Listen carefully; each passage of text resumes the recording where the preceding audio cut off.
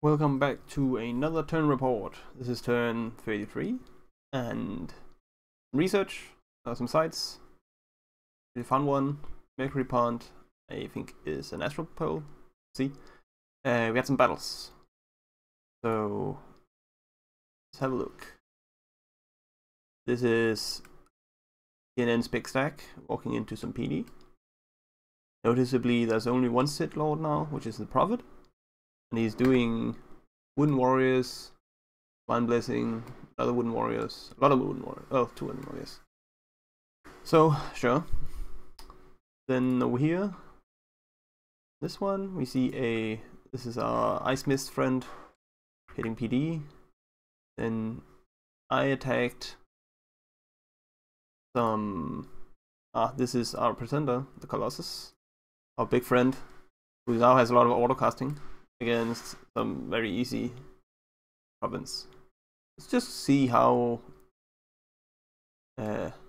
this auto casting is. So the helmet casts a lightning bolt. Okay. So I'm guessing that means it's not giving any fatigue. Oh, the fatigue is kind of high, but I mean, he's also casting spells. Let's see what it looks like.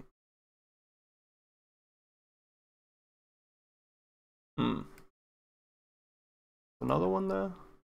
I think it might be casting fatigue. I'm not sure.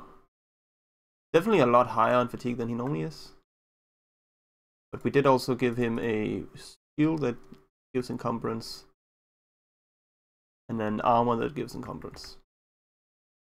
Might be both of those things combined. He does have some of power on. He's definitely spending a lot of fatigue. Does he also have like underwater +1? Yeah, okay. So spellcasting 9. It's definitely cool though with all the spells he's casting. We do need to fix some fatigue. So maybe we just need, I mean, maybe remove the bracers for the 5 fatigue item. Okay, I mean, yeah, this has to be fixed. We'll go back to the other armor. I'm not sure it's doing that much for him. But I mean, you can always use a armor of knights, so I think crafting it isn't really an issue. Okay, this battle is a lot more interesting. We have, where did they go? Here they are. We have 3 Sith Lords with Weapon of Sharpness, Claws. So these are the 3 anti-fogs that we saw from him earlier. Against our old friend, the Dione, who killed all of our Wind Riders. So this is a very interesting fight. Let's see what happens. So they do a lot of buffing, and he does a lot of buffing. So someone with power. The others are doing Mist Form. He probably did Iron Skin. Yeah, that is. Some Fire Shield is being cast, and then they are doing Moss Body. Some Lightning Bolts being cast. And these small demons, more Lightning Bolts. Some Flight, more Moss Body. And then he's casting Raised Skeletons, which is kind of a strange choice. I don't really know. I think he has him on cast. What? Or maybe just casts it once in the script. Very not quite sold on that. Whatever. Maybe he just didn't know what else to do with the last cast. Kind of strange. These guys are buffed up. Let's have a look before anything happens at the stats. So obviously Dione has a lot of everything. Yeah. 27 defense, hits very hard, hits twice, high protection, so on. Hits pretty much everything. And then the Sith Lords are focused very heavily on defense skill and attack, repelling, low protection, Mist Form, these sort of things. I guess the skeletons kind of worked because 2 of the Sith Lords went back here, and then he's fighting this one. Yes, somehow actually worked really well. Getting some one-on-one time over here. Then the reinforcements arrive. So yep, that was a Moss Body proc, and he just kind of killed him with the trident, I think. They are killing the Oni spirits. Another hit. And then the last one kills the small guy. Oops, camera is very awkward. Oh, he gets a big hit in. Almost kills him. I guess he has regen up. How's his defense is okay, and his is actually somehow better. He has blood surge from killing one of these small guys. And then another hit. Let's have a look. Did he take another hit of... Sith Lord hits for 38. I guess he regened up a lot in between the 2 hits. So he's now, well, actually all fine. But the Sith Lord does end up winning. So the anti-fucking worked. It's just unfortunate that they were attacking all the small guys.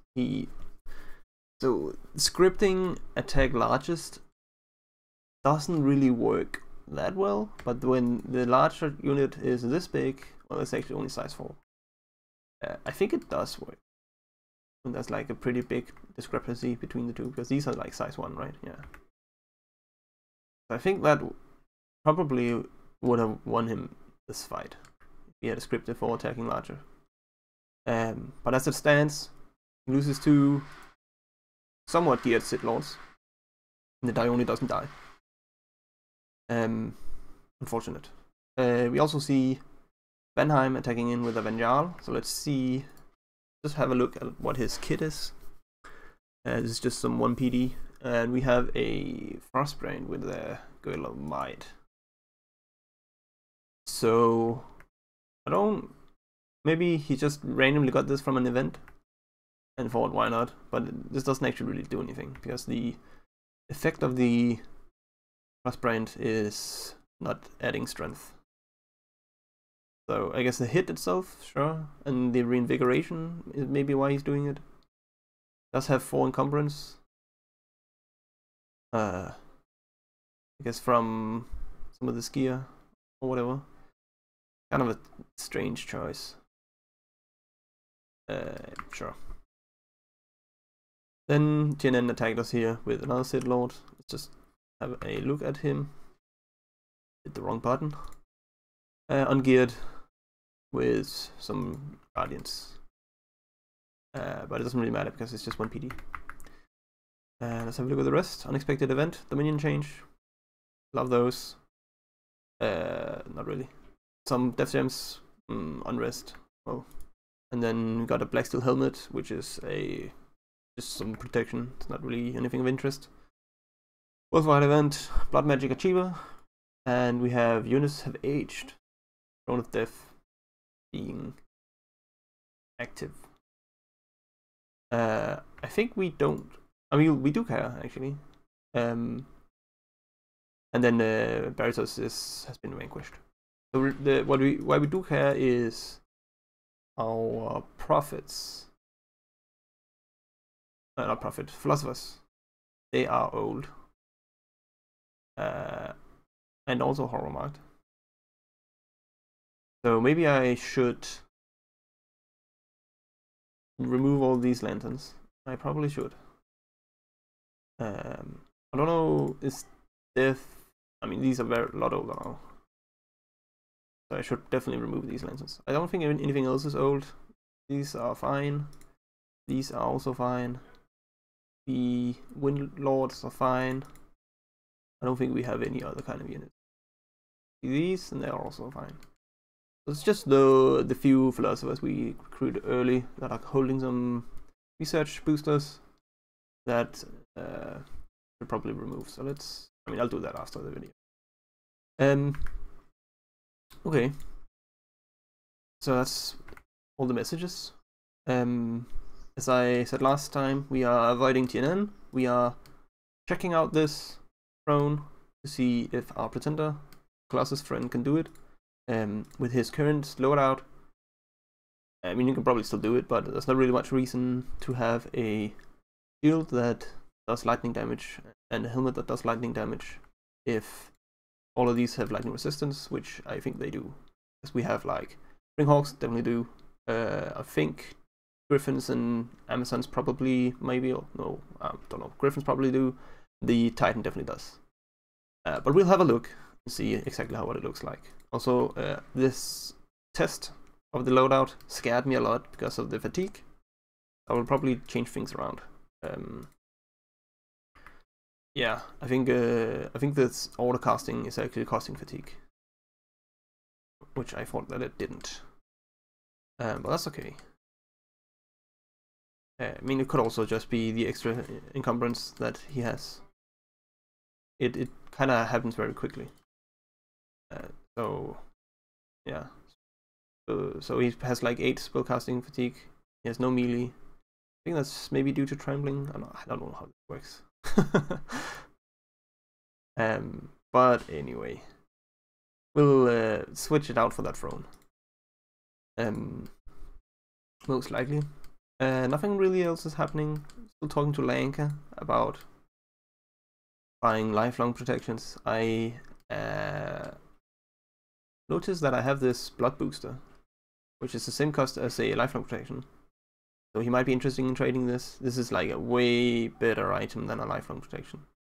Because it's blood magic 5, right? Required. And it's probably also requires way more research. So I think it would probably jump on that. And maybe I should ask for more than just a lifelong protection. But I also kind of want to support him in not falling over completely. And if that helps, then cool. Although, yeah, I don't know.